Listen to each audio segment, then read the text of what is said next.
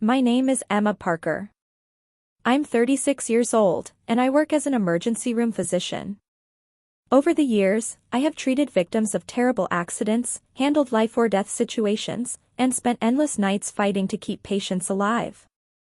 No matter how chaotic the emergency became, my hands never trembled. But one ordinary afternoon after finishing a long shift, something happened that unsettled me more than any trauma case ever had. I was walking near the maternity department when I saw my former mother-in-law, Margaret Collins. Margaret had a smile that never felt warm. It always felt as though a door was quietly shutting in your face. The moment she noticed me, she headed. I assumed the truth would defend itself. It never did. I married Ethan Collins when I was 28 years old. At first, he seemed perfect. People loved him instantly. He remembered names. He spoke confidently.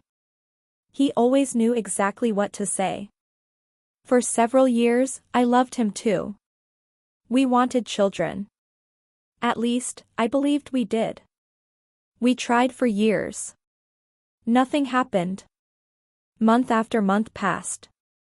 Then years. The silence inside our home became impossible to ignore. After 2 years, I made a simple suggestion. We should both get tested, I said. As a physician, I ordered those tests for patients all the time. But Ethan refused. At first, he laughed. Later, he became defensive. He insisted there was no reason for him to be tested. He said the issue couldn't possibly involve him. I asked again months later. This time he became angry. Eventually, I stopped asking. You cannot force another adult into a doctor's office. So I went alone. Several weeks later, my results came back completely normal. I remember sitting inside my car staring at the paperwork. I felt relieved. But I also felt confused. If nothing was wrong with me, what was happening? I didn't know. And because I didn't know, other people began creating their own answers. Without telling me, Ethan had already started speaking to his mother. Little comments. Small suggestions. Quiet doubts. He told her perhaps I was the reason we couldn't have children. Maybe something was wrong with me. Maybe I simply couldn't become a mother. Margaret believed him immediately. Her son could do no wrong. If Ethan said something, she accepted it as truth. Soon she began repeating the story. At first, it was subtle. A sad expression at church. A sympathetic comment during lunch. A concerned look in my direction. Then it grew. One evening at church, Margaret introduced me to a woman visiting town. This is Emma, she said. She's an excellent doctor. Then she lowered her voice. Such a shame about the children. The woman looked at me with pity. My stomach dropped. The rumors had already spread. People were discussing my life when I wasn't even present. Margaret squeezed my hand and repeated the sentence that would haunt me for years. Some women simply aren't meant to be mothers. She smiled as she said it. She believed it. That somehow hurt even more. She wasn't intentionally being cruel. She genuinely thought it was true. But the truth was actually a lie Ethan had given her.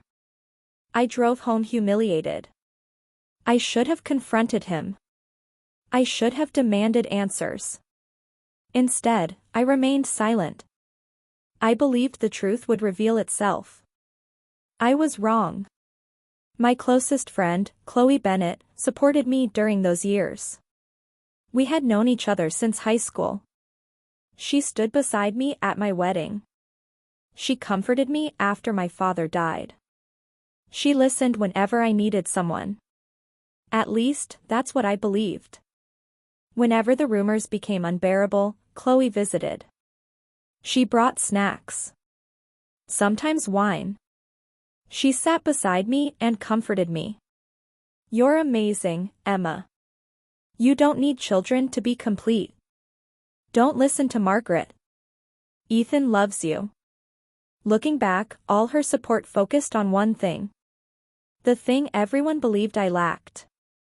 The thing everyone thought was wrong with me. I ignored other details. I didn't notice how often she watched Ethan. I didn't notice how familiar she seemed with his schedule. I didn't notice the warning signs. I trusted her completely. Eventually, that trust destroyed me. Then one day everything collapsed. After a long hospital shift, I returned home. A large envelope sat on the kitchen counter. At first, I assumed it was paperwork. I opened it. Divorce papers. I stood frozen. The house felt empty. When I walked upstairs, half of Ethan's clothing was gone. He hadn't even waited to speak with me. He had simply disappeared. Within days, everyone knew. Within a week, Ethan was living with Chloe. My husband had left me for my best friend. The town immediately chose sides. Very few people chose mine. People repeated the same story. Emma cared more about work. Emma was emotionally distant. Emma couldn't give Ethan children. Emma pushed him away. Margaret made certain everyone heard it. Chloe never corrected anyone. The two people who knew me best allowed me to become the villain. The pain was overwhelming. Directly toward me. Several nurses were nearby, and she made certain they could hear every word. Leaving you was the smartest thing my son ever did, she announced loudly. Now he has a baby boy with your best friend. The hallway suddenly felt silent. 6 years of rumors. 6 years of judgment. 6 years of being treated as though something inside me was broken. All of it was packed into a single sentence. One nurse froze. Another staff member slowed down to listen. Margaret stood there looking satisfied. She expected tears. She expected anger. Instead, I simply looked at her. Do you really believe that? I asked. She blinked. The question surprised her. I asked again, even more quietly. Is that truly what you believe? At that exact moment, the automatic doors at the end of the hallway opened. Someone had just entered the hospital. I had no idea then that the person walking inside was about to change every single thing. But before I explain what happened next, you need to understand how this story began. I grew up in a small Ohio town where everyone knew everyone else and where gossip traveled faster than truth. My mother cleaned houses for a living. My father drove trucks until his back gave out. Nothing was ever easy for my family. Everything I achieved came from hard work. I worked while attending college. I worked through medical school. I studied while everyone else slept. Eventually, I became a doctor. Throughout those years, I lived by a simple belief. Work hard. Tell the truth. Remain calm. I honestly believed that if someone lived honestly, the truth would eventually win. That mindset made me a good physician. When patients panicked, I remained steady. When families cried, I stayed calm enough to help. Unfortunately, that same habit damaged my personal life. I carried my pain quietly. I remained silent when I should have spoken. And when people began spreading lies about me, I made the greatest mistake of my life. Yet I stayed silent. I never argued online. I never defended myself. The following morning, I returned to work. A teenage patient arrived with a broken arm. I treated him. I smiled. I reassured him. Then I went home and cried alone. That became my life. Months became years. I buried myself in work. The hospital became my refuge. Inside those walls, nobody cared about gossip. Nobody cared about my marriage. Nobody called me broken. I was simply Dr. Emma Parker. And I tried convincing myself that was enough. Then everything changed. For years, I had worked toward becoming head of the emergency department. I created procedures. I trained staff. I spent countless hours improving the hospital. Everyone expected me to receive the position. Even I expected it. Then strange questions appeared. People questioned my judgment, my emotional stability, my personal life.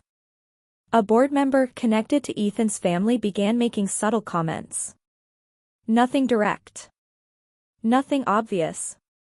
Just enough to create doubt. When the promotion was announced, someone else received it.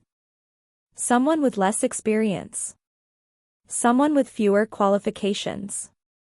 I sat quietly during the meeting. The explanation sounded professional. But I knew exactly what had happened. The gossip had finally reached my career. That night I sat alone in my car. The parking lot was nearly empty. For the first time, I admitted something to myself. My silence was hurting me. I had carried another person's lie for years. Now it was costing me everything. A trusted nurse recommended an attorney.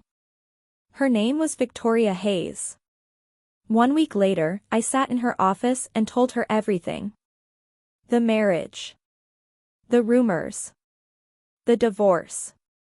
The lost promotion. She listened carefully. When I finished, she folded her hands. What you're describing may be defamation. The word felt heavy. She explained. If people knowingly spread false statements that damage someone's reputation, there can be consequences. But proving it would be difficult. To win, Victoria said, we need 3 things. She held up 3 fingers. The statements must be false. They must have been shared publicly. And they must have caused real damage. I nodded. The damage is easy, she said. Your lost promotion proves that. Then she paused.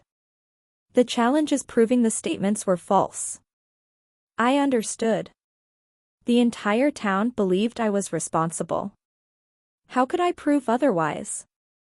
Victoria looked directly at me. Sometimes silence isn't strength, she said. Sometimes it only protects the people lying. Those words stayed with me. For 2 weeks I thought about them. I made lists. Everything I might lose. Privacy. Friends. Reputation. Then I made another list. My career. My name. The truth. Eventually, the second list mattered more. I called Victoria. I'm ready. She smiled. Good, she said.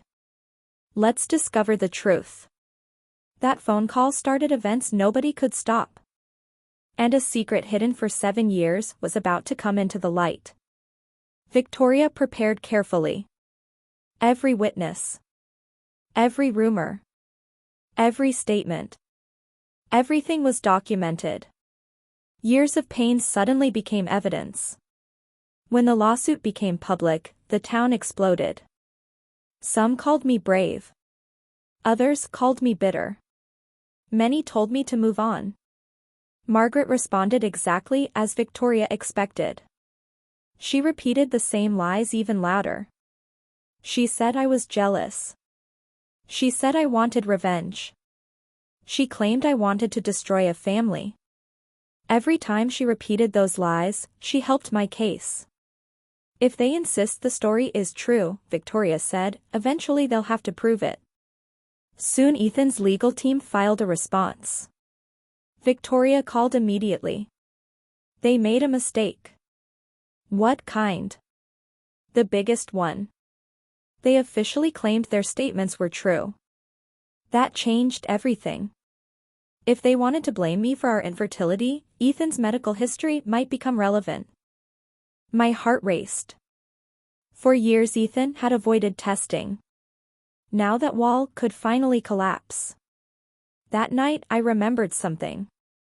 7 years earlier, Ethan visited a clinic. He called it a routine appointment. When he returned home, he seemed different. Quiet. Irritable. Distant. When I asked what happened, he became angry. Then he never discussed testing again. I told Victoria. She listened carefully. Soon she requested access to relevant records. Ethan's lawyers fought desperately. They argued privacy. They argued relevance. Watching them fight made me suspicious. People rarely defend nothing so fiercely. Then we waited. Waiting became torture. I continued treating patients. I continued working. But inside I kept asking one question. What was Ethan hiding? Weeks later, Victoria placed a document before me. My sworn statement. Every rumor. Every witness. Every consequence. Reading it was strange. The church gossip. Margaret's comments. The lost promotion. The damage. For years the lie had seemed enormous. On paper, it looked fragile. I signed. The process is moving, Victoria said. Several days later the judge ruled. The records would be released. The wall Ethan had hidden behind for 7 years finally cracked. Suddenly they became afraid. Margaret repeatedly called Victoria's office. Ethan met privately with his attorneys. For the first time, they were scared. I felt only relief. The truth finally had a chance. Then Chloe sent me a message. Her first message in over a year. Please stop this. Think about the baby. I stared at the screen. Why was she afraid? The case wasn't about her. Yet she sounded terrified. I never answered. 8 days later, Victoria called. Come to my office. When I arrived, she handed me one page. Most of it was hidden. Only one sentence remained visible. 7 years earlier, Ethan had been diagnosed with a condition that made biological fatherhood impossible. I stared at the paper. For years people had called me broken. For years I had blamed myself. For years I carried shame that never belonged to me. Ethan had known. The entire time. I felt grief more than anger. Grief for lost years. Grief for every cruel comment. Grief for every night I wondered what was wrong with me. Nothing had ever been wrong. The lie belonged to Ethan. And he had given it to me. Then another thought appeared. If Ethan couldn't father children, whose child was Chloe raising? Suddenly her message made sense. She wasn't protecting Ethan. She was protecting the truth. Months before Chloe became pregnant, she had been involved with a man named Andrew Foster. Later she chose Ethan. She blocked Andrew. Ignored him. Never told him about the pregnancy. Never told him about the child. Eventually Andrew began asking questions. The dates never made sense. Someone mentioned the hospital. Someone mentioned the delivery. And he appeared at the maternity ward. The same afternoon Margaret humiliated me. The moment Chloe saw him, she turned pale. She knew. The truth had arrived. DNA testing followed. The results confirmed everything. Andrew was the biological father. Not Ethan. The entire illusion collapsed. What hurt most was realizing Ethan probably knew. He knew his diagnosis. He knew the child could not be his. Yet he used that child as proof. Proof that he was a father. Proof that I had failed. Eventually his lawyer offered a settlement. Money. A correction. Reputation repair. Everything would remain private. No public hearing. No public truth. Victoria admitted it was a strong offer. Financially, it made sense. Professionally, it made sense. But the lies had never been private. They had been spoken publicly. People deserved the truth. No, I said. Victoria looked at me. You're sure? Yes. Then we go to court. Before the hearing, Margaret visited me. She looked older. Smaller. Afraid. Please drop the case, she said. Not for Ethan. For the family. Part of me felt sorry for her. Then she repeated those familiar words. Some women just aren't meant to be mothers. Even then. Even after everything. I took a breath. The lie was never mine. Go home, Margaret. She left quietly. The courtroom was crowded. Hospital officials.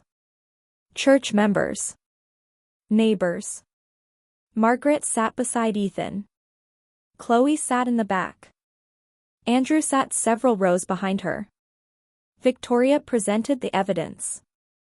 Witness after witness. Statement after statement. Then came the medical records. Only the necessary facts. One truth. Ethan had known for 7 years. The courtroom became silent. Then Victoria presented the diagnosis. The DNA results. The timeline. The truth became undeniable. Margaret stood. This isn't right. Her voice trembled. Then she repeated her sentence one final time. Some women just aren't built for motherhood. I stood. I looked directly at her.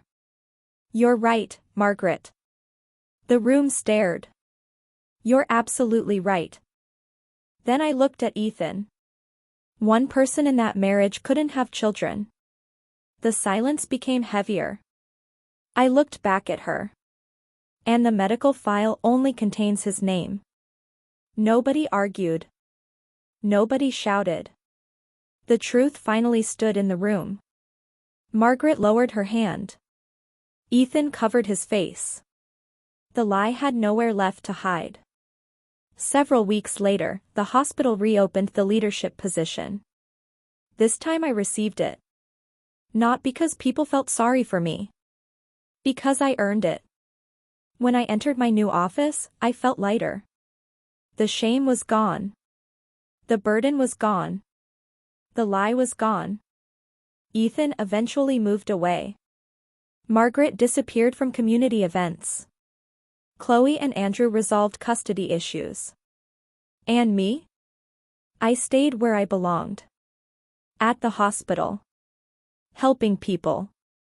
Living my life. Before everything ended, I mailed Margaret one final note. I will no longer carry your son's lie. You shouldn't carry it either. She never replied. I never expected her to. I finally had the truth. And sometimes, the truth is enough. If I learned anything from this experience, it is this. The truth never needs to scream. It doesn't chase people. It simply waits.